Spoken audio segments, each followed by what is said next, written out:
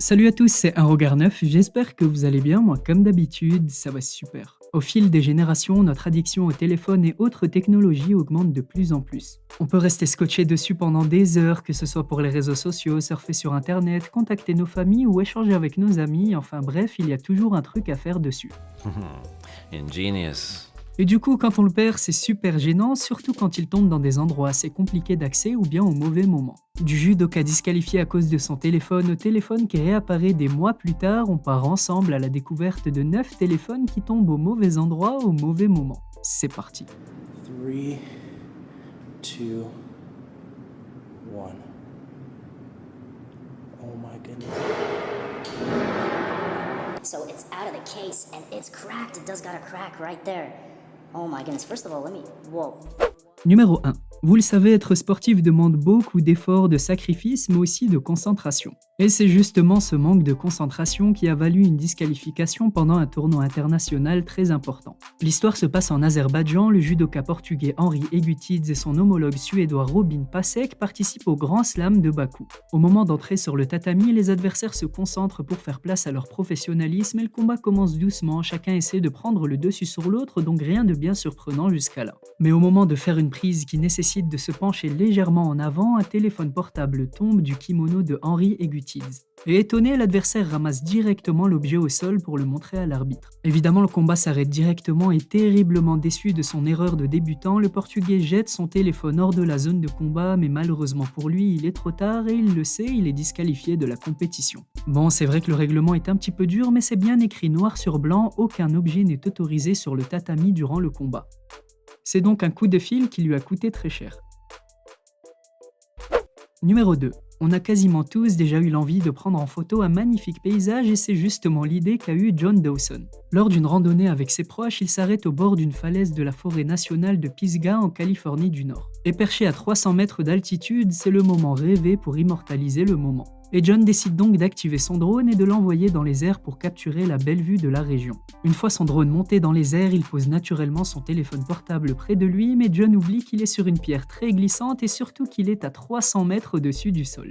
Et comme si ce n'était pas assez, on le voit filmer par son propre drone, essayer par tous les moyens de rattraper son téléphone, mais impossible, le téléphone fait une chute vertigineuse sous ses yeux. J'ai aussi oublié de vous dire que John est alpiniste et il a eu l'idée folle d'appeler son téléphone et aussi surprenant que ça puisse paraître, ça lui a permis de le localiser. Directement après cette chute, il décide aussitôt, assisté par un ami, de descendre en rappel pour le récupérer. Et à mon avis, pour qu'il se donne autant de mal, il devait y avoir des choses inestimables dans ce téléphone.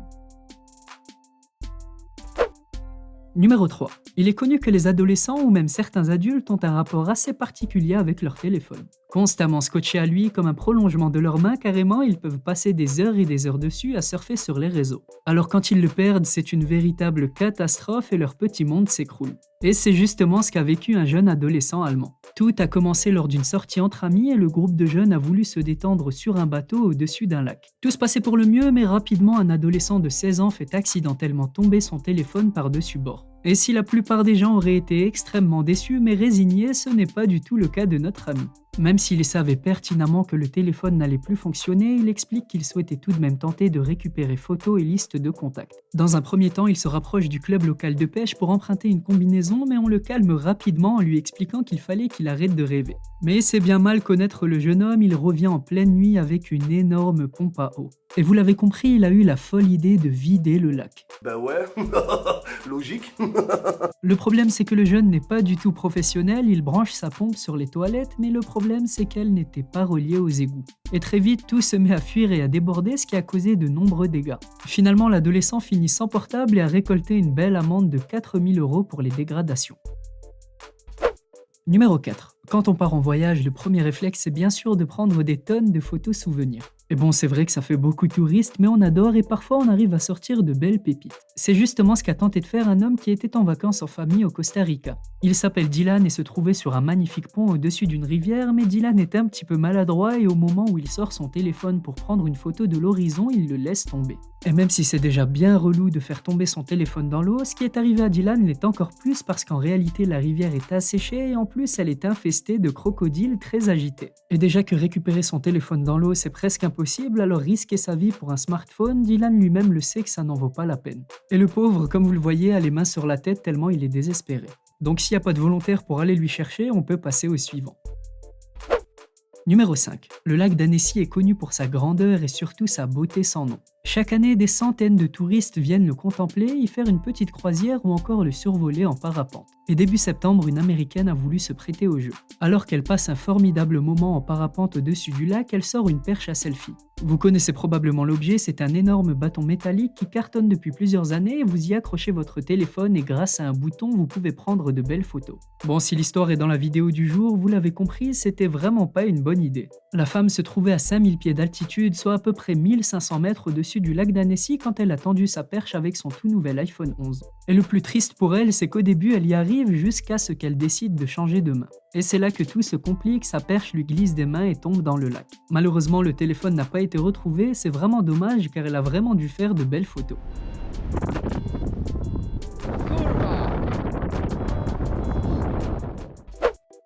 Numéro 6. On a vu Dylan qui a fait tomber son téléphone au milieu des crocodiles, mais il fallait que je vous montre les animaux sous une autre facette. Vous connaissez peut-être les belugas, ce sont des animaux de mer avec une intelligence au-dessus de la moyenne.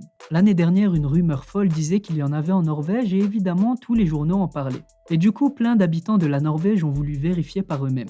Et parmi eux, Ina Mansika et ses amis. La mascotte de la ville ne s'est pas fait attendre et un petit peu comme les dauphins, ce sont des animaux très sociables et qui aiment la compagnie de l'homme. Mais vous le savez déjà, si le moment aurait pu être féerique, le téléphone portable d'Ina vient tout gâcher. Elle a dit, on s'est allongé sur le dock pour le voir et on a eu la chance de le caresser, mais j'avais oublié de fermer la poche de ma veste et mon téléphone est tombé dans l'océan. Bien évidemment, sur le coup, Ina se dit qu'elle ne reverra plus jamais son téléphone dans les profondeurs de l'océan et ça ne sert même plus à rien d'espérer. Mais c'est là que le beluga entre en jeu, il plonge et repère très rapidement le téléphone de la jeune femme. Et très serviable, il le remonte à la surface coincé dans sa bouche. Bon, malheureusement, le téléphone portable n'a pas survécu à son grand bain, mais Ina et ses amis ont eu le droit à un magnifique souvenir. Numéro 7. Connaissez-vous le parc d'attractions PortAventura en Espagne? C'est un parc d'attractions réputé pour ses montagnes russes à n'en plus finir et ses jeux en tout genre. Et d'ailleurs, je vous conseille d'y aller, c'est vraiment pas mal. Quand on entre dans ce genre de manège, notre premier réflexe souvent est de fermer nos sacs, ranger nos lunettes et surtout nos téléphones. Mais c'est un réflexe que n'a pas eu un des touristes ce jour-là et alors qu'il était sur le jeu le Shambhala, son téléphone s'envole à plus de 130 km/h. Et en gros, hasta luego l'iPhone, faut pas rêver. Mais c'était sans compter sur la présence de Samuel Kempf. Samuel se trouvait à quelques rangées derrière l'homme qui a perdu son téléphone et il explique qu'il a vu le téléphone passer devant lui et qu'il a tout simplement eu le réflexe de tendre le bras. À 80 mètres du sol et à une vitesse de 134 km/h, il fallait vraiment oser. Évidemment, le propriétaire du téléphone l'a chaleureusement remercié et lui-même n'en croyait pas ses yeux. Et ce qui est beau, c'est que comme vous avez pu le voir, toute la scène a été filmée par une caméra accrochée sur le manège. Numéro 8. Alors celui-ci, autant vous dire que j'ai dû lire et relire toutes les informations en ma possession pour en être sûr. On a vu jusqu'à là que bien souvent, en tentant de récupérer son téléphone, on pouvait se retrouver dans des situations bien difficiles, mais dans cette histoire, le jeune a battu tous les records. Un dimanche matin, les pompiers de Nîmes ont été appelés pour venir en aide à un adolescent car un homme qui passait par là a eu la surprise de croiser un jeune homme coincé dans un poteau. Et oui, effectivement, je parle bien d'un vrai poteau. Bon, on comprend pas trop comment, mais visiblement, son téléphone portable serait tombé dans le poteau en passant par une petite ouverture. Et bien éméché, comme le montrent les cadavres de bouteilles sur le banc d'à côté, il a tenté de sauver son bien en entrant dans le poteau. Bien évidemment, il a dû galérer à y rentrer et pour en sortir, c'était juste impossible. Et il est d'ailleurs resté dans une position très inconfortable pendant des heures, les pieds pendant à l'extérieur du poteau. Les pompiers, super surpris, n'ont pas forcément l'habitude de ce genre d'intervention et du coup, ils ont dû faire appel au cadre de la mairie et à EDF pour sécuriser le périmètre. Et pendant tout ce temps, le mec était toujours dans le poteau. Et ce n'est qu'après plusieurs longues minutes que les pompiers ont pu scier le poteau à la disquetteuse pour agrandir davantage l'ouverture et faire sortir le malheureux plié en quatre. Par la suite, le jeune homme de 23 ans a dû être amené à l'hôpital pour des contrôles, mais je vous rassure, il va très bien.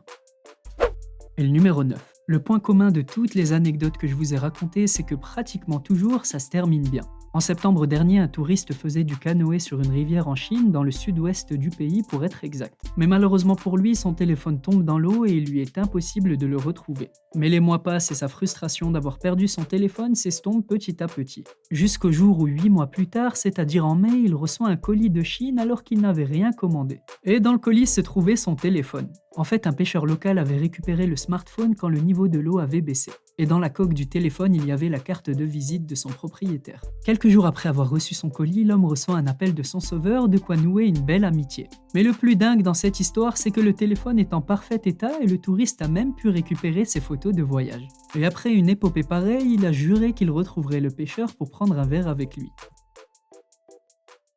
C'était tout pour moi la team à regard neuf et j'espère comme d'habitude que cette vidéo vous a plu. Si c'est le cas, n'hésitez surtout pas à laisser un petit pouce bleu, à me donner vos avis en commentaire et à vous abonner si ce n'est pas déjà fait. Comme je vous l'ai dit plus tôt, je suis également sur les réseaux sociaux et particulièrement sur Instagram, alors je compte sur vous pour aller y jeter un coup d'œil, le lien est dans la description. Sur ce, on se dit à très bientôt pour une toute nouvelle vidéo, prenez soin de vous, portez-vous bien et à la prochaine.